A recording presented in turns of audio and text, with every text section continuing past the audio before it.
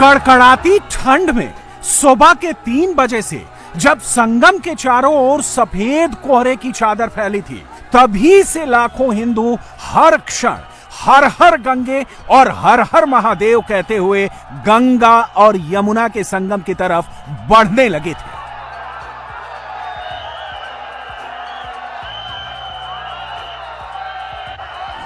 प्रयागराज महाकुंभ में पहले अमृत स्नान पर सनातनी हिंदुओं की ऐसी भीड़ उमड़ी कि पैर रखने तक की जगह नहीं बची।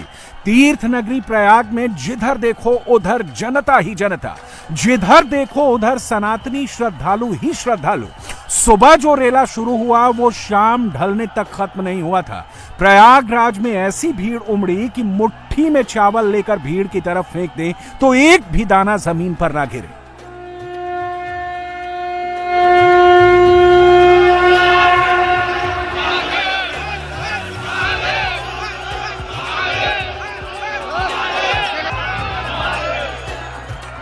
ऐसी भीड़ में महाकुंभ का पहला अमृत स्नान बिना किसी विघ्न बाधा के पूरा हुआ।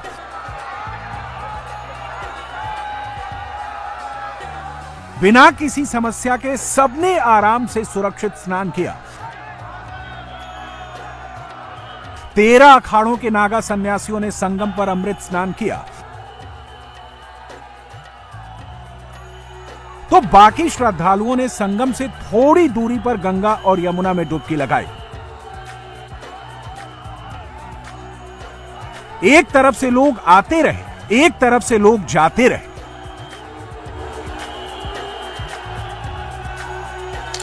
तेरह अखाड़े, जिनमें शैव, वैष्णव और उदासीन परंपरा के अखाड़े शामिल हैं, जिनके साधु सन्यासियों में हिमालय पर तपस्या करने वाले सन्यासी शामिल हैं, उन्होंने सुबह 6:15 पर संगम में पहली डुबकी लगाई। शाम के 4:20 तक अखाड़ों का अमृत स्नान चलता रहा। महाकुंभ के स्नान को लेकर अखाड़े अक्सर लड़ भिड़ लेते हैं, लेकिन योगी आदित्यनाथ की सरकार ने अपने इंतजाम से सभी साधु सन्यासियों को खुश रखा। श्रद्धा और अनुशासन का ऐसा अद्भुत मेल योगी आदित्यनाथ ने संभव करके दिखा दिया। अद्भुत, अलौकिक, अद्वितीय, अकल्पनीय महाकुंभ। इस महाकुंभ को दिव्य और भव्य बनाने का काम योगी आदित्यनाथ ने किया। उनके पहले एक अनुमान के मुताबिक मौनी अमावस्या के दिन मकर संक्रांति का डबल, यानी मकर संक्रांति से दोगुने लोग महाकुंभ का पवित्र स्नान करते हैं। मकर संक्रांति के दिन अगर 3 करोड़ श्रद्धालुओं ने स्नान किया है, तो मौनी अमावस्या के महास्नान में 6 करोड़ लोग प्रयागराज आएंगे। सोचिए, संगम नगरी में मकर संक्रांति के दिन जितने लोग आए, इससे दोगुने लोग मौनी अमावस्या के दिन आने वाले हैं।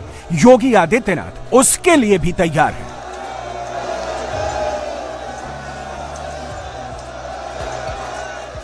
योगी आदित्यनाथ ने आज क्या कर दिखाया, इसे समझना हो तो 2013 के महाकुंभ की कुछ तस्वीरों को देखना होगा।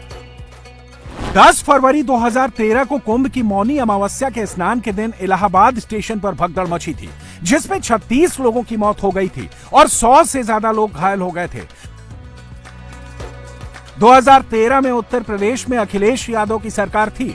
अखिलेश ने आजम खान को कुंभ मेला मंत्री बनाया था। ये फर्क है, जब आजम खान कुंभ कराते थे तो क्या होता था, और जब योगी आदित्यनाथ महाकुंभ कराते हैं तो क्या फर्क आ जाता है। सनातनी हिंदुओं की इस भीड़ को कोई निमंत्रण देकर नहीं बुलाया गया। योगी आदित्यनाथ ने इनको पीले चावल नहीं भिजवाए। इतने हिंदू इस विश्वास में चले आए कि योगी हैं तो इंतजाम बढ़िया होगा, योगी हैं तो कोई परेशानी नहीं होगी, योगी हैं तो अमृत स्नान अच्छे से होगा। जो विश्वास एक आम हिंदू का है, वही विश्वास महाकुंभ में आए सन्यासियों, संतों, महंतों का है। जिस प्रयागराज में स्वामी रामभद्राचार्य ने महाकुंभ का अमृत स्नान किया, जिस संगम में श्री कृष्ण भक्त जया किशोरी ने डुबकी लगाई, उसी संगम में आम हिंदुओं ने भी श्रद्धा का स्नान किया। मैं बहुत प्रसन्न हूं, क्योंकि पहला शाही स्नान पहला मेरा ही हुआ जी। सभी आचार्यों में सबसे पहला शाही स्नान मेरा हुआ। इस सरकार की व्यवस्था से भी मैं बहुत प्रसन्न हूँ इतनी बड़ी भीड़ को सरकार ने नियंत्रित किया। बहुत साधुवाद की पात्र है सरकार। मकर संक्रांति पर संगम में डुबकी लगाने वाले लोग किसी एक पार्टी के कार्यकर्ता नहीं हैं, ये किसी एक शहर के नहीं हैं, ये किसी एक राज्य के नहीं हैं। कोई यूपी का है, कोई बिहार का है, तो हो सकता है कि उनके बगल में डुबकी लगा रहा आदमी राजस्थान से आया हो। एमपी, महाराष्ट्र, तमिलनाडु, असम, पंजाब, हरियाणा और जम्मू कश्मीर से भी बड़ी संख्या में यहां हिंदू आए। 3 करोड़ से ज्यादा हिंदू महाकुंभ में स्नान के लिए एक दिन प्रयागराज में जमा हो गए और वहां आए तो अपनी आस्था से आए। योगी आदित्यनाथ ने क्या किया? योगी ने उनकी आस्था को एक मजबूत आधार दे दिया। 7500 करोड़ रुपए के बजट में योगी ने 50 करोड़ हिंदुओं के लिए महाकुंभ को सुरक्षित बना दिया। 4000 हेक्टेयर की टेंट सिटी, 100 रुपए किराए से लेकर 1.25 लाख तक का लग्जरी टेंट, 50,000 से ज्यादा बिजली के खंभे, हर खंभे का यूनिक QR कोड, 30 नए पांटून पुल, सिक्योरिटी के लिए डिजिटल व्यवस्था, पानी के अंदर ड्रोन से निगरानी, मेला क्षेत्र में घुड़सवार पुलिस दस्ता और आम लोगों के लिए 9 रुपए में भरपेट खाना। योगी ने यह सुनिश्चित किया कि संगम में डुबकी लगाने जो भी हिंदू प्रयागराज आए तो अच्छी यादें लेकर यहां से लौट। अब देख लीजिए कि 3 करोड़ हिंदुओं की आस्था के बारे में अखिलेश क्या कहते हैं। अखिलेश यादव हिंदुओं की आस्था को इतने हल्के में ले लेते हैं कि बहुत हल्की टिप्पणी कर देते हैं। सपा के चीफ कहते हैं कि महाकुंभ में कुछ लोग पाप धोने जाते हैं। कुंभ में जाने की जो परंपरा है वो कई महीनों में कई तरीके से परंपराएं हैं। कुछ लोग गंगा स्नान इसलिए करने जाते हैं पुण्य के लिए, कुछ दान के लिए जाते हैं और कुछ लोग जो पाप करते हैं अपने पाप धोने जाते हैं।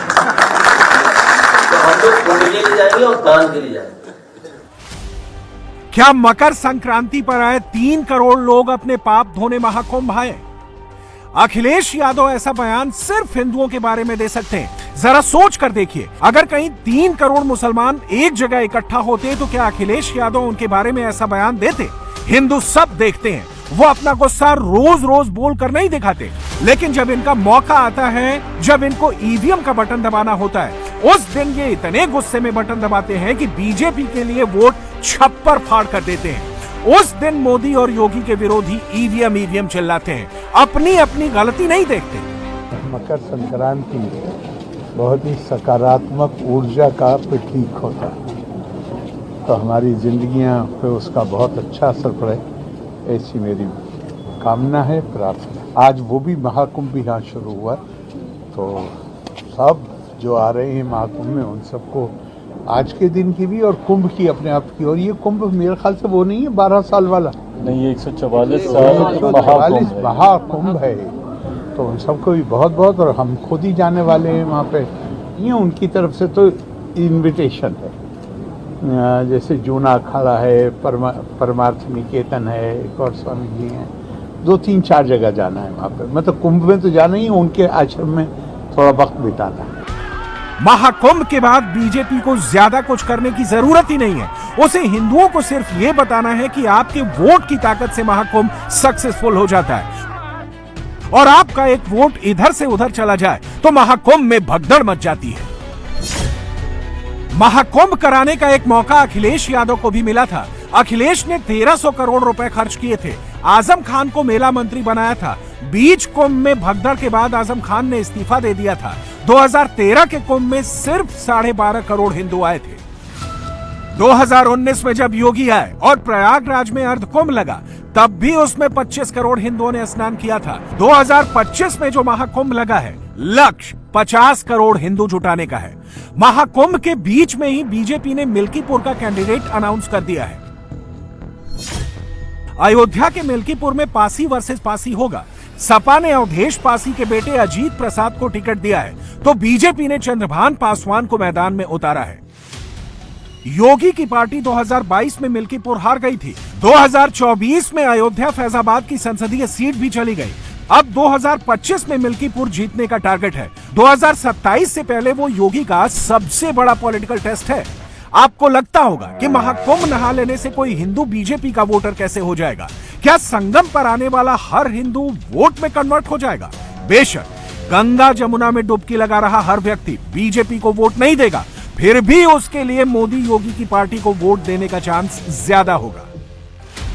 जो व्यक्ति अपने गांव से, अपने कस्बे से, छोटे छोटे शहरों से झोला उठाकर, रेलगाड़ी पकड़कर, बसों में बैठकर, रिजर्व गाड़ी करके या पर्सनल व्हीकल से महाकुंभ में आ रहे हैं, धर्म के प्रति उनकी आस्था बहुत गहरी है।